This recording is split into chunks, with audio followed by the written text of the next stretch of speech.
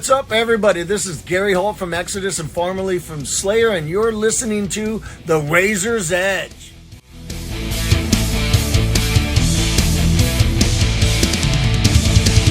Hi, it's Kat from The Razor's Edge, and I'm at Damnation Festival first day, and I'm with Noah from Conjurer. How are you? I'm very well, thank you. Yeah, how are you? I'm not too bad. So, last night? Yes, last night, yeah, we Wow. did. Yeah, were you at the show? I was, yeah. Oh, wow, what did you think?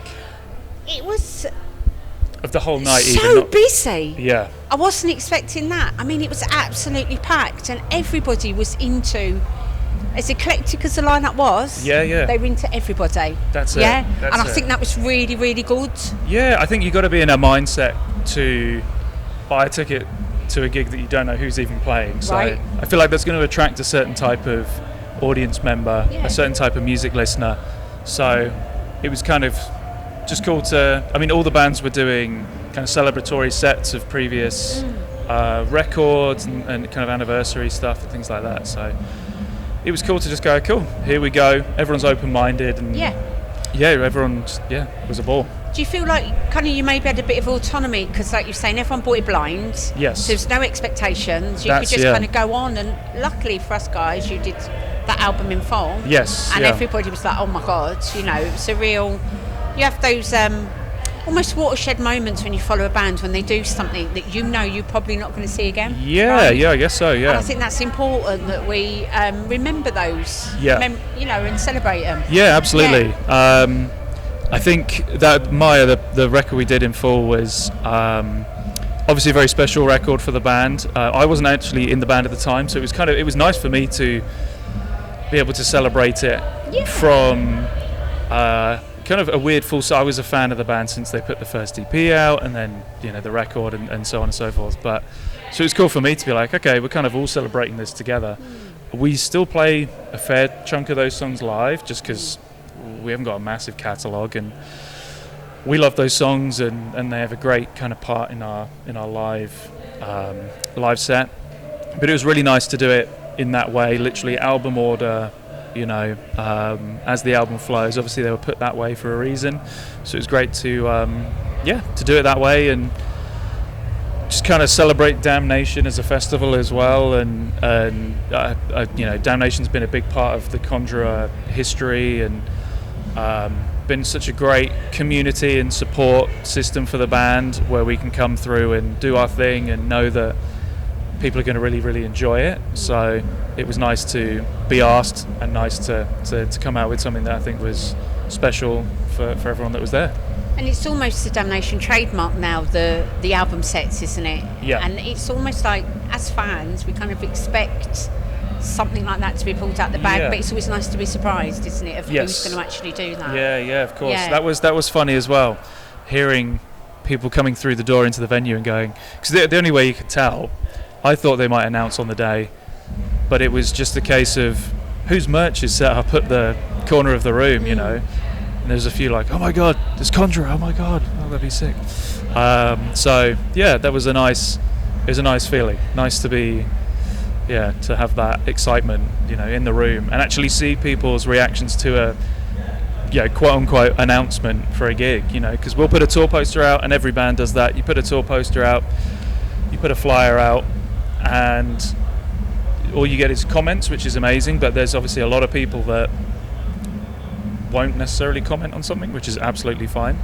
I'm not necessarily the type of person that will jump to a comment section and put my thing in, but so it's cool to be in the room and kind of feel that excitement as it's happening, And you mentioned Damnation being, really important to you guys. It's your third time playing. I think it's your first time at the Beck, isn't it? Yes, yeah. This has been Previous back times in were in Leeds, Leeds, yeah. What are you thinking of the Beck so far? Have you had a chance to get around and see anybody? Yeah, absolutely. Well, I just saw a bit of Portrayal of Guilt, and I thought, this is a big stage. This is the one we're playing tomorrow. And they go, no, the main stage is this other one. I go, Jesus Christ. It's a big stage, the main stage, isn't it? Yeah. So I know we're going to have a great time. I think it's nice to come back because I think the last one the band did was when the last record came out, which was 3 years ago. I think it was about 3 years ago. So it's cool to kind of interlink this festival with our albums, and our album cycles, and it'd be great to come back again even before the next album's out, the following one in the future, and keep that momentum going. But it's really nice as well to kind of hallmark and kind of bookmark our album releases with a festival appearance at Damnation. Definitely, and I think that's the personal connection with the audience as well, because you grow with us as we grow, don't you? We watch that kind of journey for you guys, and I think that's quite important for everybody. Yeah, I hope so. I think there's a handful of festivals in the UK that it's just a pride thing as well. The UK has such a great scene for music, and as much as I think it's fantastic that so many bands from the UK that we've played clubs and done really small tours with, things are getting to that level where they're becoming more internationally known. I think that's amazing to see, but also to celebrate the UK scene as a UK band at the UK festivals is a really, really cool thing. And Damnation, like I say, is one of those festivals that really and I think we're really lucky over here. I think UK fans, we kind of, when we're in, right? Yeah. And we're buying every colour vinyl. Absolutely. And every T-shirt. Yeah, and it's almost, I hate to say obsession, isn't it?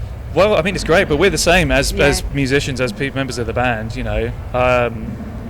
I think that's a big thing, the type of music we make and the type of festivals that we're playing, and Damnation as well. Like, it's amazing to see how big it's grown, and being here at the BEC, but you've got to be obsessed to write this kind of music as well. It's not for the faint-hearted. Not for the faint of heart. It's not for the weekenders. It's not for the it's for people who are this is who I am as a person.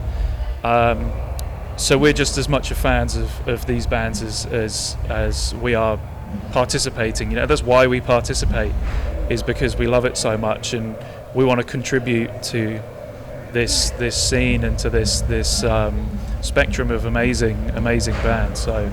Oh, absolutely. I mean, metal is a real broad church, isn't it? We've got real polar opposite bands, even on here this weekend when we look at the lineup. And I think, you're right, it's really important to celebrate everything about it. The festivals, the bands, the fans. Yeah, absolutely. The labels that are kind of, one that springs to mind, Church Road, people like that. Yes, that are putting out these releases for us all to access. Yeah, absolutely. Yeah. Definitely. So 6,000 tomorrow, cap for that main stage. Okay. Sorry. No, yeah. Okay.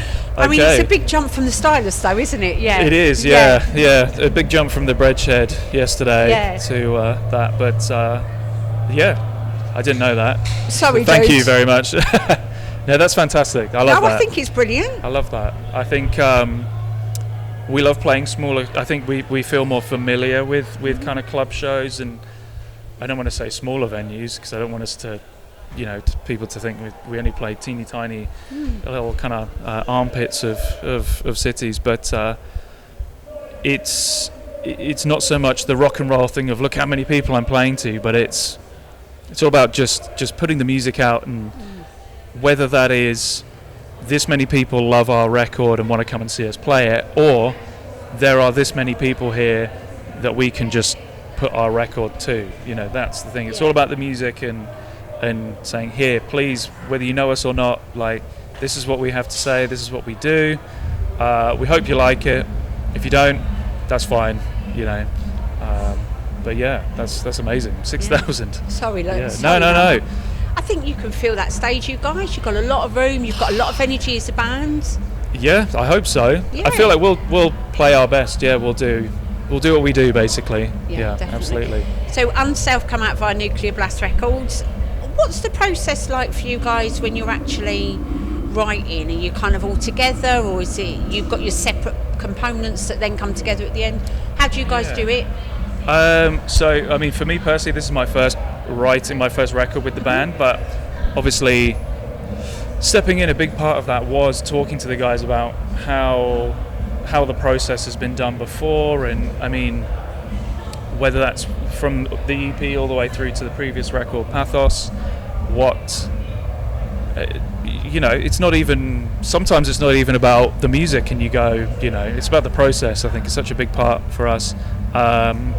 So for this one, there was a lot of stuff where it was kind of, okay, we'll get big chunks of music, and Danny, our guitarist, is kind of the leading contributor for music and lyrics on the record. I mean, the album is written from their perspective, looking at the world and basically going, these are all the reasons why this place is so tough at the moment. And it's a very personal record from his perspective, yeah, isn't it? Yeah, absolutely. And it's so the lyrics and things like that, I think Danny and Brady had a lot of work on that, more so than myself, but it could be big chunks of music that we then kind of get together, and I felt like I just wanted to kind of produce in a weird way. That sounds really hoity-toity, but just go, this is what Danny's got, and how can we just make this the best song that we've got? And just being honest as well is such a big thing. The honesty in the band is... It's your integrity as an artist, isn't it? Yeah, like... You've got to be satisfied absolutely, with that. Absolutely. Yeah. It's one thing, it could be 20 minutes of awkwardness just being like, hey, like, I actually think that's really rubbish, or I know you've really, really put a lot of work into this, but as an outsider, it's just not translating. Mm-hmm. And things like that. That's an easier choice to make than touring an album for 2 years and just being like, I never really liked that song. Yeah. Or just never playing a song, and then someone going, why aren't we doing this one? Oh, because it's XYZ and I didn't even like it in the first place. And I feel like that attitude goes back to everything Conjurer's ever done, and I'm sure everything Conjurer will ever do. And I think that's why all the songs on all the records have such a... They live in their own space. Or that's something that we really aim for, is if there's a song that is quite familiar to something we've done before, then it's like, okay, we'll kind of drop that as soon as possible, because we've already done that. The band's done that to the best of their ability at the time. If maybe there's a song where didn't really quite get what we wanted out of it, maybe we'll do something else in that vein, but I don't think there's anything, as far as I can tell, that's happened so far that's been like that. And it just means we could play any song off any album and just strongly and firmly kind of play it. You can stand by it. Yeah, and those, we always talk about bands like, there's Conjurer and Metallica always come to mind for me. They got such a big catalogue, and they could play anything. Maybe not Metallica. There's a lot of stuff they probably couldn't play that people would not enjoy. But having, just kind of pulling any song out the hat, and fans going, wow, I love this song, So that's kind of the main goal with the process. Making something genuine, but making something that can stand on its own 2 feet and really have its place in the discography. So, a long answer, but... No, and I think it's really interesting that integrity is really important. I think, like you just said, you've got to be satisfied as a band. Like you said, you don't want to tour something for 2 years and hate it. Yeah. Because you're playing them every night. That's absolutely it. We're not striving to be a headlining festival band or anything like that, as fantastic as that would be. That isn't the goal. All of the appearances and the gigs and the tours are kind of the byproduct of creating the music that we really like, but holding ourselves accountable for the quality of that, I think, is such a big thing that might not be as common these days. I'm not calling anyone out, but it might not be. The industry, I think, pushes so many bands to just release stuff and put stuff out at a certain time period, and we always get comments about how long it takes for a Conjurer to put a record out. And as funny as that is, and sometimes we do go, well, maybe we should, really get onto it. I think we can justify the wait, and hopefully this last record, we feel, justifies the wait again from I think it was 3 years or something like that. And that's an interesting thing about the industry. We're very much a 24-hour disposable society now, aren't we? And today is yesterday's news already. So there's a lot to be said for saying, no, actually we want to take our time and be really happy, because people are going to be invested in it emotionally as well. I think Absolutely. we forget that music's very emotional Yeah, in different ways for everybody. That comes back to, well, first and foremost, being on Nuclear Blast is amazing as a label to put the record out. There's obviously a lot of logistics involved. There's numbers, and it's a business at the end of the day running a record label. But they've been so amazing with just they're not telling us how to write the songs or what to do. I think they just knew what the vibe was and what the attitude was signing the band. So it's just keep doing what you're doing. We'll support you guys. They might give us a little kick up the arse and go, okay, I think we need to move on a little bit quicker. But other than that, it's completely our own. We can just write whatever we want, as long as it's something we're really, really happy with, and again hits a standard that we want to hit. Then yeah, they fully support that. But it comes back as well to, like saying, being fans of the scene and these types of bands. If we're we start writing this kind of music because of the album experience and how that's guided our interests in performing and playing and writing. So to then not write an album that's composed that way, we put singles out for this record. Obviously we want them to come back to great reception, but we've been excited to get the album out. It's we want people to hear this from front to back, and we really mean that, because that's how we consume music. Our favourite bands write music like that. We want to be a part of that team, part of that crew. So yeah, it's very, very important for us to write affecting music, as opposed to, okay, if we put this out, well, maybe we can go up a couple of notches on the festival, Yeah. Are you going to have a chance to see anybody this weekend now? Is there anyone that you're watching that you think we should be watching? Yeah, we've just had a few. We've just seen a few sets now. We just watched a bit of Portrayal of Guilt, who were amazing. My first time seeing them, they're fantastic. Seeing Deaf Heaven later on, I've seen them a bunch. It's always great to see them. Big merch queue there. I'm sure, yeah. Jesus. But good for them. That's fantastic. Yeah, brilliant.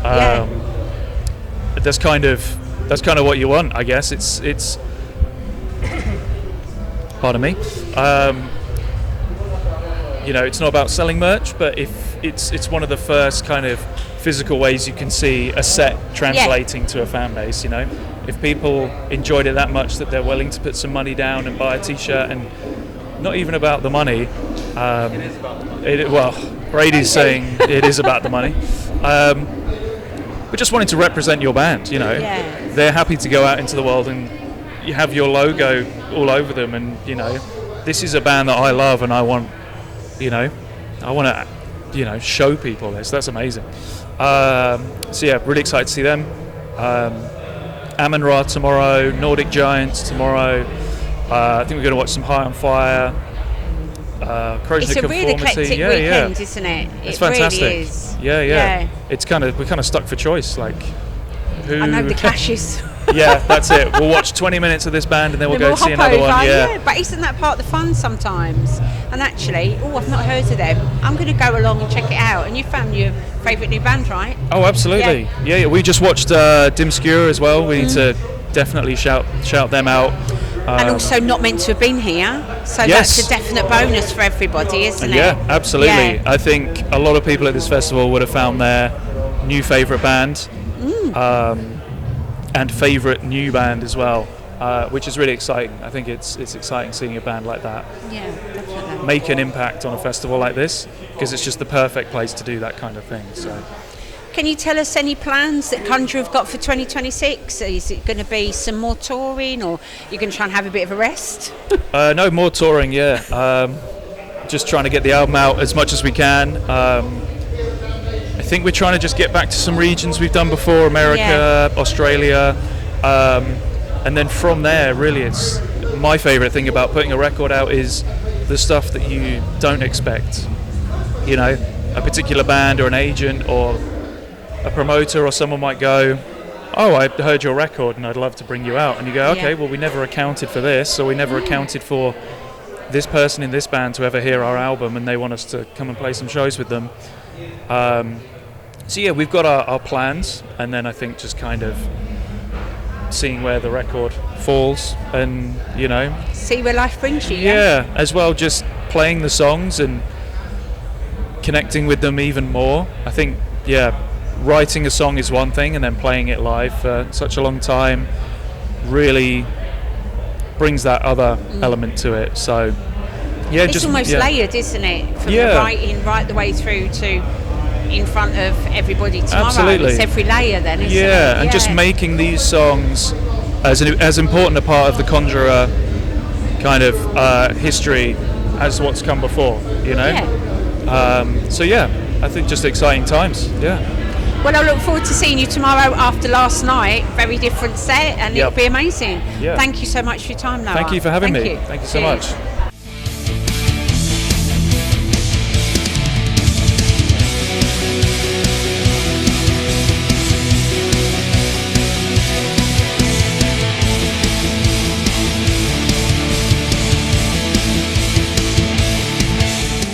Thanks for listening. Make sure you keep up to date with all of our interviews by subscribing to our channel. For all the latest news, reviews, interviews and more, head over to our website www.therazorsedge.rocks.